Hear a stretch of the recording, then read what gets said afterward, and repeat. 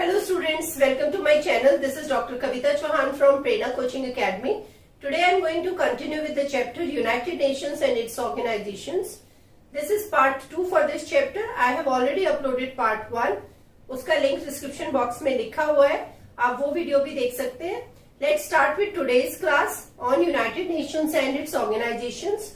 But before that, if you are new to my channel, then do subscribe to my channel and also press the bell icon so that you keep getting the notifications regularly. Let's start. So children, in the previous class part 1 में मैंने discuss किया था कि international organisations क्यों जरूरी है और international organisation किस तरीके से हेल्पफुल है इंटरनेशनल लेवल पे. उसके साथ साथ मैंने ऑर्गन्स और एजेंसीज की कंपोजिशन भी डिस्कस की थी.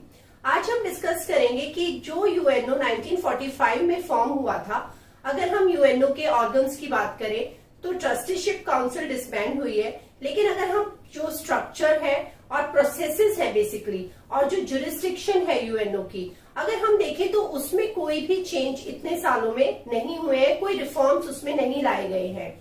जबकि अगर हम देखें तो इंटरनेशनल लेवल पे बहुत सारे चेंजेस हुए हैं. सोवियत यूनियन डिसइंटीग्रेट हुआ, एक तरीके से आप कह सकते हो कि कम्युनिस्ट जो ब्लॉक था communist bloc broke up, and because of that there had been so many changes faced. जैसे कि बहुत सारे इंडिपेंडेंट कंट्रीज बनी और उन्होंने जो डेमोक्रेटाइजेशन का प्रोसेस है वो फॉलो किया, तो काफी चेंजेस हुए. यूएसए जब सोवियत यूनियन डिसइंटीग्रेट हो गया तो उसके बाद यूएसए एक सोल पावर बचा 1991 के बाद वर्ल्ड लेवल पे पॉलिटिक्स को इन्फ्लुएंस करने के लिए. तो बहुत सारी चीजें थी जो हुई, लेकिन यूएनओ की जो फंक्शनिंग है या उसके जो स्ट्रक्चर्स हैं उनमें कोई रिफॉर्म्स नहीं लाए गए. whereas there should have been some reforms as far as the functioning of UNO is concerned. So today we are going to discuss about these reforms which are faced by the UN today. There are two types of reforms which are being suggested. First is reforms about the structures and processes of UNO, and second is about the jurisdiction of UNO. तो अभी हम first let us discuss about the reforms of the organization, structures and processes. The biggest discussion has been on the functioning of the Security Council. तो सबसे जो important यहाँ पे discussion हुई है और सबसे you can say extensive discussion, that is about the functioning of Security Council. Security council की हम अगर बात करें तो 15 मेंबर्स हैं, 5 परमानेंट हैं, 10 नॉन परमानेंट हैं. अब अगर हम देखें सेकेंड वर्ल्ड वॉर के बाद जो फर्स्ट चार्टर साइन किया गया था यूएनओ का, that was signed by 51 states, but today we have 193 countries. तो जो सिक्योरिटी काउंसिल की कंपोजिशन है वो अभी भी वही है, 5 permanent members and 10 non permanent members. जबकि बहुत ज्यादा मैटर्स जो है वो एक्सपैंड हुए हैं, बहुत सारे जो सिक्योरिटी कंसर्न्स हैं वो बढ़े हैं, लेकिन सिक्योरिटी काउंसिल की फंक्शनिंग में कोई भी रिफॉर्म इंट्रोड्यूस नहीं हुआ. तो यहाँ पे उसके बारे में काफी डिस्कशन हुई है. उसमें जो पॉइंट्स इंक्लूडेड है, there has been a demand for an increase in the UN security council's permanent and non permanent membership की, दोनों टाइप की जो मेंबरशिप है उसमें एक इंक्रीज होना चाहिए, परमानेंट में भी और नॉन परमानेंट में भी. The US and other Western countries want improvements in the UN's budgetary procedures and administration.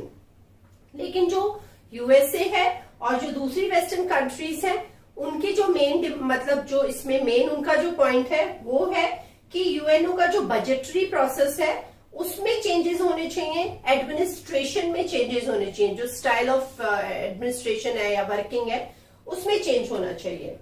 In 1992, the UN General Assembly adopted a resolution. 1992 में एक resolution adopt किया गया.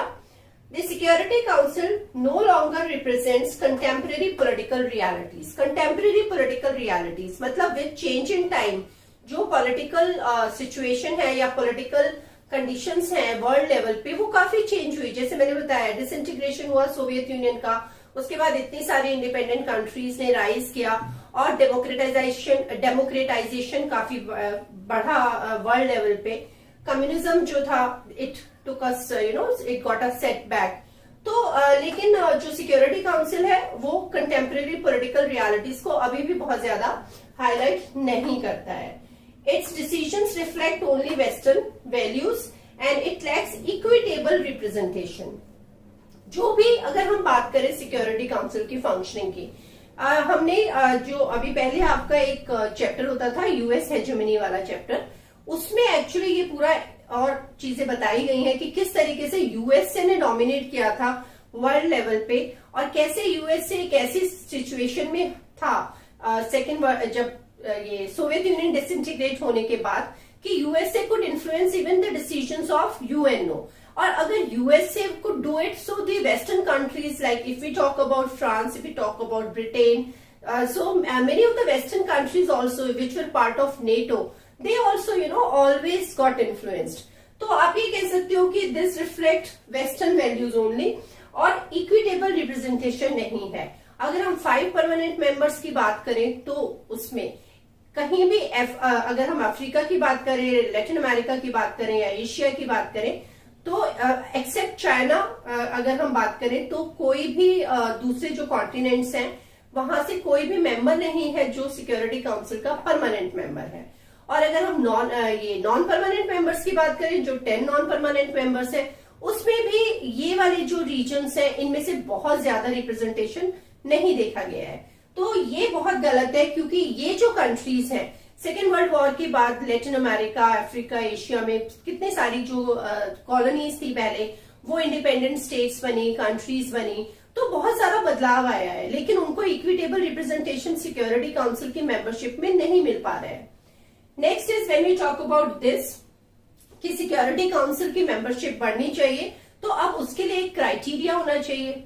Obviously there should be some qualification which a country is required to fulfil to become the member of Security Council. So वो क्या है? So discuss the criteria proposed to reform the membership of Security Council. ये जो criteria propose किया गया है वो क्या है? वो है a new member should be a major economic power. This is the first important thing कि economically the country should be sound and economic power होनी चाहिए. Should be a major military power. Military should have a military capability or military strength also. A substantial contributor to the UN budget, like it should not be a very weak or poor country or a backward country which cannot provide any kind of financial contribution to the UN. So it should be a substantial contributor. A nation that respects democracy and human rights. ये भी एक बहुत important point है, क्योंकि अगर हम international level पे बात कर रहे हैं किसी इंटरनेशनल ऑर्गेनाइजेशन की फंक्शनिंग की, तो वहां पे बहुत जरूरी है डेमोक्रेटिक वैल्यूज को फॉलो करना. जो भी डिस्कशन एंड डिबेट्स होती हैं तो वहां पे बहुत जरूरी है ये वाले प्रिंसिपल्स अडॉप्ट करना. तो ऐसी कंट्री होनी चाहिए जो डेमोक्रेसी को रिस्पेक्ट करती है और ह्यूमन राइट्स को रिस्पेक्ट करती है. Should be a country that would make the council more representatives of the world's diversity in terms of geography, economic systems and cultures. यहाँ पे अगर हम बात करें तो इस तरीके की कंट्री होनी चाहिए कि जिसमें जो पॉपुलेशन का कंपोजिशन है वो बहुत डाइवर्स होना चाहिए. बिकॉज अगर पॉपुलेशन कंपोजिशन डाइवर्स होगा तो जो डिफरेंट आप कह सकते हो एथनिक ग्रुप्स हैं वो उस कंट्री की पॉपुलेशन का हिस्सा होंगे, तो उन सबको ज्यादा रिप्रेजेंटेशन मिलेगी. इसी तरीके से इकोनॉमिक सिस्टम्स होने चाहिए जो आप कह सकते हो डाइवर्स होने चाहिए, और कल्चर. तो ऐसी कंट्री होनी चाहिए. ये है जो क्राइटेरिया सजेस्ट किया गया है. सो चिल्ड्रन, यहाँ से there are 2 important questions which can be asked. First is about the reforms which are required to be introduced in the functioning of the Security Council, and second is the discuss the criteria proposed to reform the membership of Security Council. So all these points are very important which you should include in your exam. अब ऐसा नहीं है जबकि ये proposal जो दिया गया है इसमें कोई कमियां नहीं है, या ये बहुत आसानी से इंट्रोड्यूस हो सकता है या इम्प्लीमेंट हो सकता है, क्योंकि हमेशा हर एक चीज के साथ कुछ ना कुछ क्वेश्चंस रेज किए जाते हैं. सो क्या वो प्रॉब्लम्स है जो इस क्राइटेरिया में नजर आई कंट्रीज को? नाउ द क्वेश्चन इज, इन्होंने बोला कि जो कंट्री है वो एक मिलिट्री पावर होनी चाहिए, बट ये नहीं कहीं पे भी डिस्कस किया गया दैट हाउ बिग इकोनॉमिक और military power that country should be. There should be a criteria for that also कि इतना जीडीपी होना चाहिए या इतनी इकोनॉमिक जो ग्रोथ है उसका जो राइज है वो पिछले इतने, कुछ इस तरीके की बात नहीं बोली गई. Next is what should be the level of budget contribution. Now, if the country is required to contribute to the UN, budget या fund अगर contribution की बात करें तो कितना, वो भी एक बहुत चीज है जो जरूरी है। And was a big population an asset और लाइबिलिटी। अब जैसे यहाँ पे बोला गया कि the country should represent more diversity as far as the culture is concern और as far as the population composition is concern. तो जैसे हम बोलते हैं, जो बात होती है वो बोला जाता है कि जो पॉपुलेशन अगर किसी कंट्री की बढ़ रही है, so that is a liability, you know. So there is a question कि पॉपुलेशन को हम कैसे लेंगे, हम उसको एसेट लेंगे, वो किसी कंट्री का रिसोर्स है, या वो किसी कंट्री के लिए एक लाइबिलिटी है। ये सारी जो क्राइटेरिया में प्रॉब्लम्स थी जो ऑब्जर्व की गई और उस पे मतलब क्वेश्चन मार्क लगाए गए। तो उसके बाद अब ये जब सिक्योरिटी काउंसिल का हो गया, क्राइटेरिया इंट्रोड्यूस हो गया और ये प्रॉब्लम्स इसके साथ एसोसिएटेड है। अब एक और क्वेश्चन आया जो रिफॉर्म से रिलेटेड था, वो था कि जो वीटो पावर है, veto power should be abolished, मतलब वीटो पावर को खत्म कर देना चाहिए। What is this veto power? When we talk about Security Council, as I told you, there are 5 permanent members and these 5 permanent members enjoy this veto power. क्या हुआ था कि जब सेकेंड वर्ल्ड वॉर खत्म हुआ था, तो ये जो 5 मेंबर्स बनाए गए परमानेंट मेंबर सिक्योरिटी काउंसिल के, वो क्यों बनाए गए थे? वो इसलिए बनाए गए थे कि उस वक्त के हालात में यही 5 कंट्रीज थी, USA, UK, erstwhile Soviet union, France, Britain and China. So USA, USSR, UK, France, China. So यही 5 कंट्रीज थी जो उस वक्त मतलब इकोनॉमिकली बेटर ऑफ कंट्रीज थी, या यू कैन से कि इनकी जो कंडीशन थी वो अच्छी थी, इसलिए इन कंट्रीज को बनाया गया था परमानेंट मेंबर्स। और उसके साथ साथ इनको एक वीटो पावर भी मिली हुई है। वीटो पावर में ये होता है कि अगर कोई भी एक प्रपोजल है और उसके मतलब फेवर में या उसके अगेंस्ट जब वोटिंग होती है, तो अगर इन 5 मेंबर्स में से कोई भी मेंबर नेगेटिव वोट दे देगा कि अगर वो उसके फेवर में नहीं है, तो वो डिसीजन नहीं लिया जा सकता। तो this is a kind of negative vote और negative power. So issue of veto power. Now the question is why will the permanent members not agree to its abolition? ये एक बोला गया कि अबॉलिश होना चाहिए, लेकिन परमानेंट मेंबर्स इसके लिए कभी एक्सेप्ट नहीं करेंगे। क्यों नहीं करेंगे? क्यों नहीं वो मानेंगे कि वीटो पावर को हटा दिया जाए?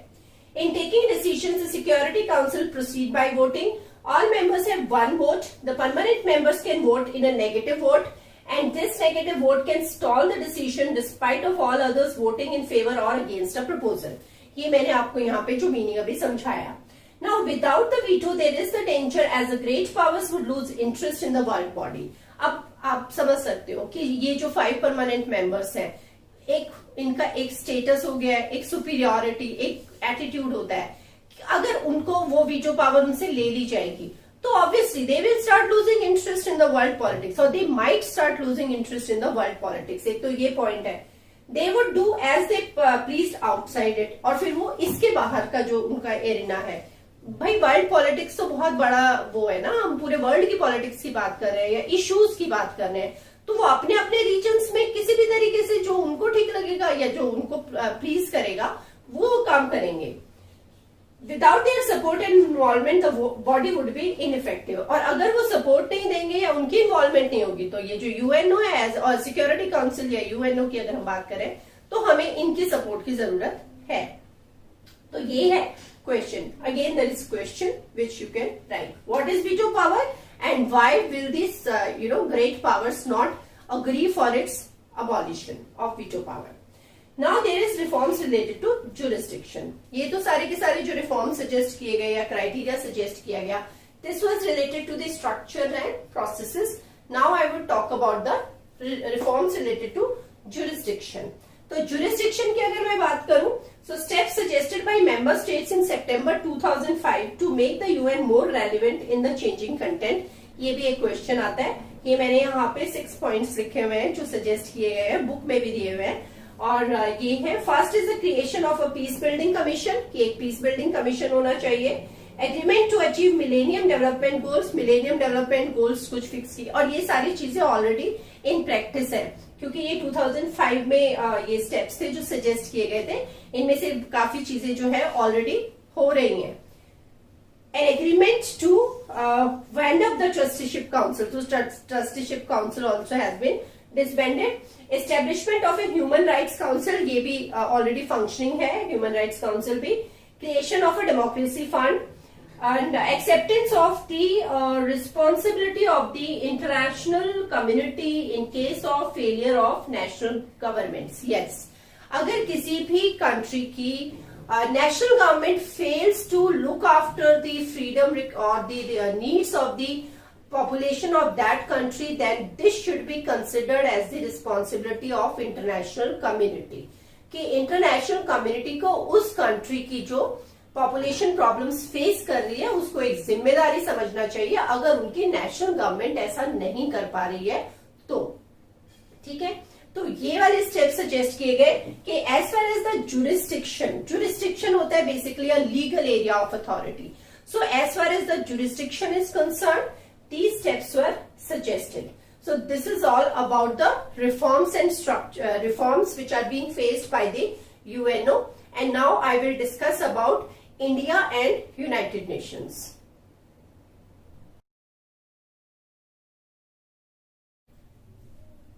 India and the UN reforms. So let us discuss what is India's opinion about bringing reforms in the structures and processes of UNO. India has supported the restructuring of UN on many grounds, and India believes that development should be the central agenda on the UN's functioning or jurisdiction. तो development main focus होना चाहिए UNO का, because through development only peace and security और stability can be ensured or maintained at the world level. India is also concerned about the composition of Security Council. India का मानना है कि security council की जो present membership है उससे सारे रीजन्स को और सारी कंट्रीज को इक्विटेबल रिप्रेजेंटेशन नहीं मिलता है, और इसलिए इंडिया चाहती है कि इसके जो परमानेंट मेंबर्स हैं और जो नॉन परमानेंट मेंबर्स हैं दोनों की जो स्ट्रेंथ है उसमें इंक्रीज होना चाहिए. And India also itself wishes to be the permanent member in the restructured UN, कि अगर सिक्योरिटी काउंसिल की मेंबरशिप में परमानेंट मेंबर्स को इंक्रीज किया जाता है तो इंडिया भी खुद चाहता है कि इंडिया को ये परमानेंट मेंबरशिप मिले सिक्योरिटी काउंसिल में. और ये जो इंडिया का विश है या ये जो इंडिया का मानना है कि इंडिया को मिलनी चाहिए सिक्योरिटी काउंसिल में परमानेंट मेंबरशिप, ये कुछ ग्राउंड्स हैं जिसके ऊपर इसको जस्टिफाई किया जा सकता है. In the previous video, I discussed about the criteria which was suggested for a country to become a permanent member. और अगर हम उस क्राइटेरिया को मैच करें तो वो क्राइटेरिया इंडिया की जो मेंबरशिप है, India qualifies to become the member of permanent member of security council. So what is that? That is that India is the second most populous country. India की population या अगर हम India की geographical diversity की बात करें तो ये इंडिया का एक फैक्टर है जो इस चीज को जस्टिफाई करता है कि इंडिया को मेंबरशिप मिलनी चाहिए. Second is India is also the world's largest democracy. India में डेमोक्रेसी शुरू हुई 1947 में और उसके बाद से India has been always successfully carried on with the democracy in its country. India has participated in virtually all of UN initiatives, और UN के जो पीस कीपिंग मिशन रहे हैं उसमें भी इंडिया ने हमेशा पार्टिसिपेट किया है जब भी इंडिया से बोला गया. India's economic rise on the world stage. India's अभी तो चलो कोरोना की वजह से सिचुएशन पूरे वर्ल्ड में खराब है, but otherwise India had you can say that India का जो ये इकोनॉमिक राइज था वर्ल्ड स्टेज पे, that also was could justify India's membership for security council permanent membership. India has made regular financial contributions to the UN. India का ये भी contribution हमेशा रहा है और इसमें इंडिया ने कभी भी फॉल्टर नहीं किया है. तो ये सारे पॉइंट्स हैं जिनसे आप जस्टिफाई कर सकते हो. ये भी एक क्वेश्चन आता है एग्जामिनेशन में, that how can you justify और give reasons to justify the India's India's permanent membership in the security council. But again there are certain questions which have been raised about it, because बहुत सारी ऐसी countries हैं जो नहीं चाहती हैं कि इंडिया को ये परमानेंट मेंबरशिप मिले सिक्योरिटी काउंसिल में. उनमें सबसे मेन जो कंट्री है जिसकी यहाँ बात की गई है वो है पाकिस्तान. जो इंडिया की पाकिस्तान के डिफरेंसेस हैं उनकी वजह से पाकिस्तान कभी नहीं चाहेगा कि इंडिया को ये मेंबरशिप मिले. और पाकिस्तान के साथ साथ कुछ और कंट्रीज भी हैं जो कंसर्न है इंडिया के इस चीज को लेके और इंडिया की जो न्यूक्लियर कैपेबिलिटीज हैं उनको लेके, and they also are reluctant to see India as a permanent member of security council. Some think that its difficulties with Pakistan will make it ineffective. ऐसा कुछ कंट्रीज का मानना है कि क्योंकि इंडिया के अपने ही जो बॉर्डर डिस्प्यूट है वो अभी तक सॉर्ट आउट नहीं हुए हैं, तो इसलिए इंडिया एक इनइफेक्टिव मेंबर बन जाएगा परमानेंट मेंबर बन के. Also along with India then other rising powers like Brazil, Germany, Japan etcetera also should be included. ये भी माना जाता है कि अगर हम इस क्राइटेरिया की बात करें तो और भी कुछ ऐसी कंट्रीज हैं जो वर्ल्ड स्टेज पे आप कह सकते हो उभर के आई हैं पिछले कुछ सालों में. जापान है, जर्मनी है, और उन कंट्रीज को भी, ब्राजील है, उन कंट्रीज को भी फिर इस मेंबरशिप के लिए कंसिडर किया जाना चाहिए. तो बहुत सारे ये पॉइंट्स हैं जो ये क्वेश्चन रेज करते हैं कि इंडिया को क्यों नहीं मिलनी चाहिए परमानेंट मेंबरशिप सिक्योरिटी काउंसिल की.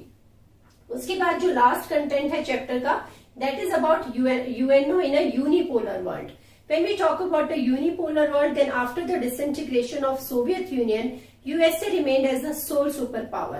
और 1991 से लेके बहुत ऐसा जो देखा गया कि यूएसए ने काफी डोमिनेट किया वर्ल्ड पॉलिटिक्स को, और यूएस की हेजेमनी एक तरीके से एस्टेब्लिश हो गई थी वर्ल्ड लेवल पे. चाहे हम यूएसए की इकोनॉमी की बात करें, मिलिट्री स्ट्रेंथ की बात करें, स्ट्रक्चरल जो राइज है या स्ट्रक्चरल एस्टेब्लिशमेंट्स है उनकी बात करें, so US remained as the sole super power. और इस तरीके से जो पूरा वर्ल्ड था वो भी बन गया unipolar world. Unipolar world means that there is only one centre of power. तो इस जो सिचुएशन रही पिछले कुछ सालों में, कुछ क्वेश्चन उठाए गए. Can the UN serve as a balance against US dominance, कि क्या यूएनओ एक यूएस का ये जो डोमिनेंस था या इन्फ्लुएंस करना था जो वर्ल्ड पॉलिटिक्स को, क्या इसके अगेंस्ट या इसके उसमें कोई बैलेंस बना सकता था यूएनओ. सेकेंड वर्स, आप जो क्वेश्चन इसके आप पॉइंट इंक्लूड कर सकते हो वो है that US power can not easily be checked. ठीक है, एक तो ये पॉइंट हो गया, क्योंकि जैसे मैंने आपको बताया कि यूएस की जो स्ट्रक्चरल, इकोनॉमिक, मिलिट्री डोमिनेंस रही या हेजेमनी रही जो क्रिएट हो गई थी, so that could not be easily checked. After disintegration of Soviet Union, the US stands as the only superpower. Within the UN, the influencing of US is considerable. UNO as an organization की अगर हम बात करें तो UNO के बहुत सारे जो मतलब आप हेडक्वार्टर्स हैं वो कह सकते हो, और UN जो बिल्डिंग है वो that is with in the USA territory. और जो यूएनओ की ब्यूरोक्रेसी में ऑफिशियल्स हैं उनमें भी बहुत सारे ऑफिशियल्स हैं जो यूएस सिटीजन्स हैं. So as the single ये हो गया, as the single largest contributor to the UN, the US has unmarked financial power. So economic hegemony है USA की, और ये सिंगल लार्जेस्ट कंट्रीब्यूटर भी है यूएन के बजट में, तो वो भी यूएसए को एक एक्स्ट्रा फाइनेंशियल पावर मिल जाती है. Then physically located within the US has many nationals in UN bureaucracy, जो मैंने आपको बोला. So these are the points you should write in your answer when this kind of question is asked. उसके बाद अब एक लास्ट पॉइंट में यहाँ पे डिस्कस करना चाहूंगी, relevance of united nations organization और how can UN serve as और maintain a balance. See now what happened that if we talk about UNO, so at least it provides an arena to the countries where the member countries can sit together and discuss and question some of the specific US policies. तो उनको question at least किया जा सकता है, या ये जो countries हैं वो अपनी ओपिनियन उसके ऊपर फॉर्म कर सकती हैं. सो रेलिवेंस ऑफ यूएन की अगर हम बात करें यूनिपोलर वर्ल्ड में, so it provides an arena in which it is possible to modify US policies and attitudes. At least possibility is there. Otherwise, if UNO is not there, then there won't be any platform also where these things can be discussed. Second is that in this space, arguments against specific US policies can be made. तो यहाँ पे specific policies इससे relate की जा सकती हैं. तो ये है बेटे पूरा का पूरा चैप्टर. इसमें कुछ बॉक्सेस भी हैं चैप्टर के अंदर जिसमें कुछ इन्फॉर्मेशन दी हुई है, जैसे IMF के बारे में दी हुई है जो इकोनॉमिक ऑर्गेनाइजेशन है इंटरनेशनल लेवल पे, वर्ल्ड बैंक के बारे में बताया गया है. तो उससे रिलेटेड मैंने एक जो वीडियो अभी मैं डाल रही हूँ 1 मार्क क्वेश्चंस वाला, उसमें मैंने उनकी जो मेन फंक्शन है उन ऑर्गेनाइजेशंस का और उनका जो मतलब ऑब्जेक्टिव रहा है वो भी मैंने उसमें इंक्लूड किया है. So basically to understand this chapter you have to watch all 3 of my videos. part 1, part 2 and part 3, because these 3 videos include all the information, you can say, included in this chapter. Okay, thank you so much. I hope you enjoyed the class.